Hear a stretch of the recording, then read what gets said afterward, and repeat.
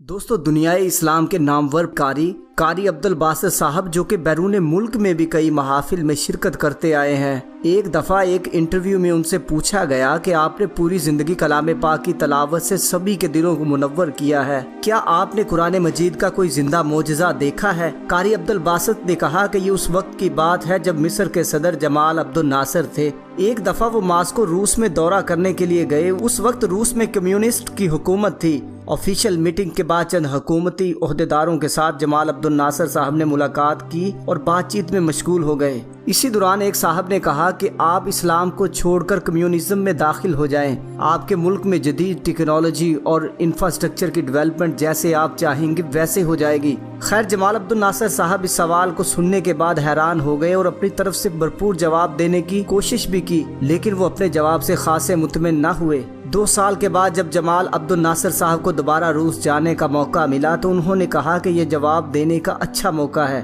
جمال عبد الناصر صاحب کے سیکرٹری نے مجھ سے بات کی اور مجھے روس میں تلاوت کرنے کے لیے کہا۔ قاری عبدالباسط صاحب نے کہا کہ متحدہ عرب امارات، سعودی عرب یا دبئی میں تو بات سمجھ میں آئی، لیکن روس جہاں لوگ خدا کے وجود کو ہی نہیں مانتے اور مذہب پر مکمل پابندی عائد ہے، وہاں تلاوت کے لیے بلانا میرے لیے بھی ایک نیا تجربہ تھا۔ چنانچہ جمال عبد الناصر جب روس گئے تو مجھے اپنے ساتھ لے گئے اور ہمت کرنے کے بعد ان سبھی حال میں موجود افراد سے کہا کہ یہ شخص آپ کے سامنے چند آیات پڑھیں گے۔ قاری عبدالباسط صاحب فرماتے ہیں کہ میں نے قرآن مجید کی سورۃ طٰہٰ کی وہ آیات پڑھی کہ جنہیں سننے کے بعد حضرت عمر رضی اللہ تعالیٰ عنہ بھی اسلام قبول کرنے پر رضامند ہو گئے تھے۔ میرا ان آیات مقدسہ کی تلاوت کرنا تھا کہ جیسے پورے مجمع میں رقت آمیز کیفیت طاری ہو گئی ہو۔ کچھ افراد کے چہروں سے آنسو جھلک رہے تھے۔ جب جمال عبد الناصر صاحب نے دریافت کیا تو انہوں نے بتایا کہ ہم اس کلام کو سمجھنے کے قابل تو نہیں ہو سکے، البتہ ہمارے قلب و بدن پر ایک ناقابل بیاں کیفیت طاری ہو گئی اور ہم بے اختیار رونے لگ پڑے۔ تو ناظرین محترم، آپ کو قرآن مجید کا یہ زندہ معجزہ کیسا لگا؟